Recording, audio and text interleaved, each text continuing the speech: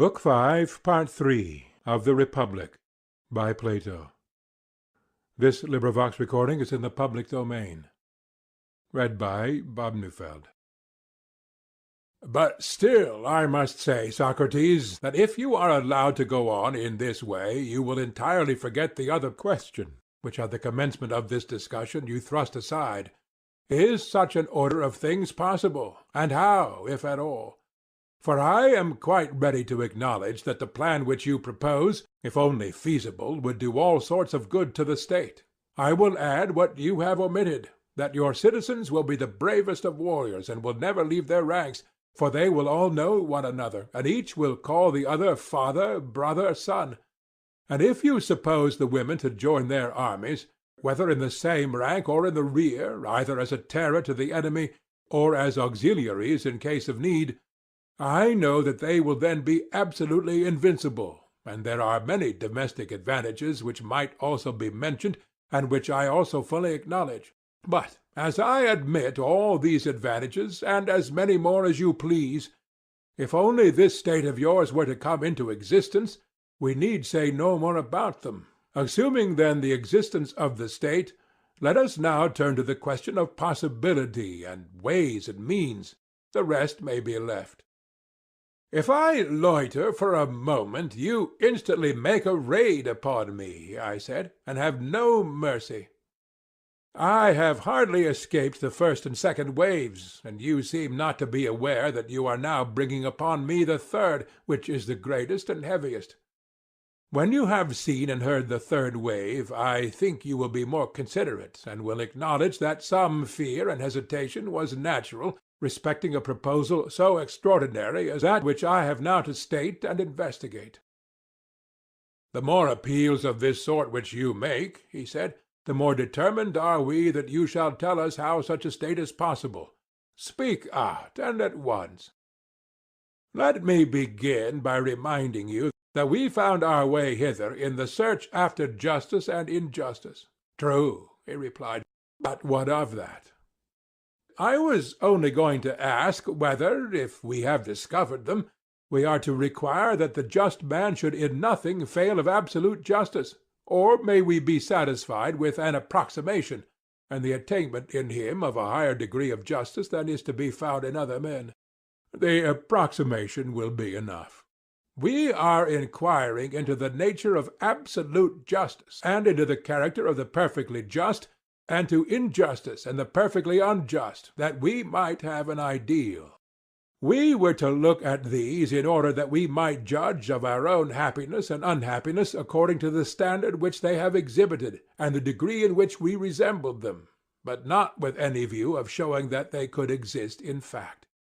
True, he said. Would a painter be any the worse because, after having delineated with consummate art an ideal of a perfectly beautiful man, he was unable to show that any such man could ever have existed? He would be none the worse. Well, and were we not creating an ideal of a perfect state? To be sure. And is our theory a worse theory because we are unable to prove the possibility of a city being ordered in the manner described? Surely not, he replied. That is the truth, I said. But if at your request I am to try and show how and under what conditions the possibility is highest, I must ask you, having this in view, to repeat your former admissions. What admissions? I want to know whether ideals are ever fully realized in language. Does not the word express more than the fact, and must not the actual, whatever a man may think, always in the nature of things fall short of the truth? What do you say? I agree. Then you must not insist on my proving that the actual state will in every respect coincide with the ideal. If we are only able to discover how a city may be governed nearly as we proposed, you will admit that we have discovered the possibility which you demand, and will be contented. I am sure that I should be contented. Will not you? Yes, I will. Let me next endeavor to show what is that fault in states which is the cause of their present maladministration, and what is the least change which will enable a state to pass into the truer form, and let the change, if possible, be of one thing only, or if not, of two. At any rate, let the changes be as few and slight as possible. Certainly, he replied. I think, I said, that there might be a reform of the state if only one change were made, which is not a slight or easy, though still a possible one. What is it? He said.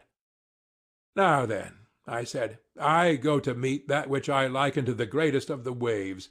Yet shall the word be spoken, even though the wave break and drown me in laughter and dishonor. And do you mark my words. Proceed.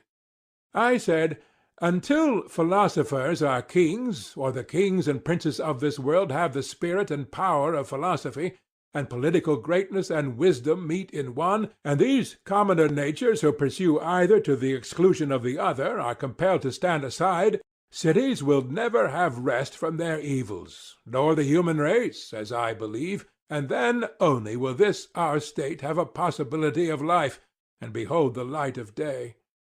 Such was the thought, my dear Glaucon, which I would fain have uttered if it had not seemed too extravagant. For to be convinced that in no other state can there be happiness, private or public, is indeed a hard thing. Socrates, what do you mean? I would have you consider that the word which you have uttered is one at which numerous persons, and very respectable persons too, in a figure pulling off their coats all in a moment, and seizing any weapon that comes to hand, will run at you might and main before you know where you are, intending to do heaven knows what. And if you don't prepare an answer and put yourself in motion, you will be pared by their fine wits, and no mistake. You got me into the scrape, I said, and I was quite right. However, I will do all I can to get you out of it. But I can only give you good will and good advice, and perhaps I may be able to fit answers to your questions better than another. That is all. And now, having such an auxiliary, you must do your best to show the unbelievers that you are right. I ought to try, I said, since you offer me such invaluable assistance. And I think that if there is to be a chance of our escaping, we must explain to them whom we mean when we say that philosophers are to rule in the state. Then we shall be able to defend ourselves. There will be discovered to be some natures who ought to study philosophy and to be leaders in the state, and others who are not born to be philosophers and are meant to be followers rather than leaders. Then now for a definition, he said. Follow me, I said, and I hope that I may in some way or other be able to give you a satisfactory explanation. Proceed. I dare say that you remember, and therefore I need not remind you, that a lover, if he is worthy of the name, ought to show his love, and not to some one part of that which he loves, but to the whole. I really do not understand, and therefore beg of you to assist my memory. Another person, I said, might fairly reply as you do, but a man of pleasure like yourself ought to know that all who are in the flower of youth do somehow or other raise a pang or emotion in a lover's breast, and are thought by him to be worthy of his affectionate regards. Is not this a way which you have with the fair? One has a snub nose, and you praise his charming face. The hook nose of another has, you say, a royal look, while he who is neither snub nor hooked has the grace of regularity. The dark visage is manly, the fair are children of the gods, and as to the sweet honey pale, as they are called, what is the very name but the invention of a lover who talks in diminutives, and is not averse to paleness if appearing on the cheek of youth? In a word, there is no excuse which you will not make, and nothing which you will not say, in order not to lose a single flower that blooms in the spring-time of youth. If you make me an authority in matters of love, for the sake of the argument, I assent. And what do you say of lovers of wine? Do you not see them doing the same? They are glad of any pretext of drinking any wine. Very good. And the same is true of ambitious men. If they cannot command an army, they are willing to command a file, and if they cannot be honored by really great and important persons, They are glad to be honored by lesser and meaner people, but honor of some kind they must have. Exactly. Once more, let me ask, does he who desires any class of goods desire the whole class or a part only? The whole. And may we not say of the philosopher that he is a lover, not of a part of wisdom only, but of the whole? Yes, of the whole. And he who dislikes learning, especially in youth, when he has no power of judging what is good and what is not, such an one we maintain not to be a philosopher or a lover of knowledge, just as he who refuses his food is not hungry, and may be said to have a bad appetite, and not a good one. Very true, he said. Whereas he who has a taste for every sort of knowledge, and who is curious to learn and is never satisfied, may be justly termed a philosopher. Am I not right?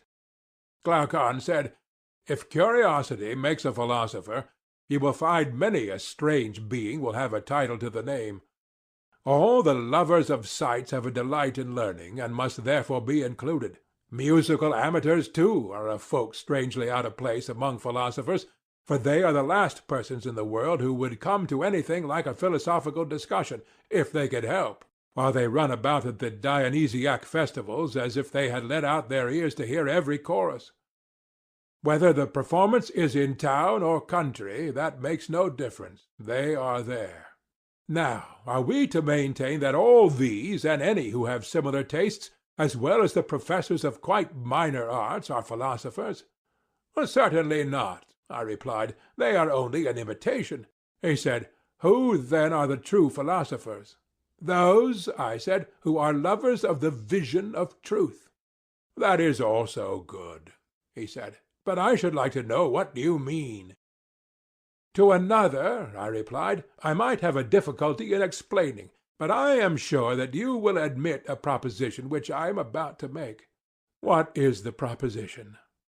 That since beauty is the opposite of ugliness, they are two. Certainly. And inasmuch as they are two, each of them is one. True again. And of just and unjust, good and evil, and every other class, the same remark holds. Taken singly, each of them is one, but from the various combinations of them, with actions and things, and with one another, they are seen in all sorts of lights and appear many. Very true. And this is the distinction which I draw between the sight-loving, art-loving, practical class, and those of whom I am speaking, and who are alone worthy of the name of philosophers. How do you distinguish them? He said. The lovers of sounds and sights, I replied, are, as I conceive, fond of fine tones and colors and forms and all the artificial products that are made out of them. But their mind is incapable of seeing or loving absolute beauty. True, he replied. Few are they who are able to attain the sight of this. Very true. And he who, having a sense of beautiful things, has no sense of absolute beauty, or who, if another lead him to a knowledge of that beauty, is unable to follow, of such a one, I ask, is he awake or in a dream only? Reflect, is not the dreamer, sleeping or waking, one who likens dissimilar things, who puts the copy in the place of the real object? I should certainly say that such an one was dreaming. But take the case of the other, who recognizes the existence of absolute beauty, and is able to distinguish the idea from the objects which participate in the idea, neither putting the subjects in the place of the idea, nor the idea in the place of the objects. Is he a dreamer, or is he awake? He is wide awake. And may we not say that the mind of the one who knows has knowledge, and that the mind of the other, who opines only, has opinion? Certainly. But suppose that the latter should quarrel with us and dispute our statement. Can we administer any soothing cordial or advice to him, without revealing to him that there is sad disorder in his wits? We must certainly offer him some good advice, he replied. Come, then, and let us think of something to say to him. Shall we begin by assuring him that he is welcome to any knowledge which he may have, and that we are rejoiced at his having it? But we should like to ask him a question. Does he who has knowledge know something or nothing? You must answer for him. I answer that he knows something. Something that is or is not? Something that is, for how can that which is not ever be known? And are we assured, after looking at the matter from many points of view, that absolute being is or may be absolutely known, but that the utterly non-existent is utterly unknown? Nothing can be more certain. Good. But if there be anything which is of such a nature as to be and not to be, that will have a place intermediate between pure being and the absolute negation of being? Yes, between them. And as knowledge corresponded to being and ignorance of necessity to not being, for that intermediate between being and not being there has to be discovered a corresponding intermediate between ignorance and knowledge, if there be such. Certainly. Do we admit the existence of opinion? Undoubtedly. As being same with knowledge or another faculty? Another faculty. Then opinion and knowledge have to do with different kinds of matter corresponding to this difference of faculties? Yes, and knowledge is relative to being and knows being. But before I proceed further, I will make a division. What division? I will begin by placing faculties in a class by themselves.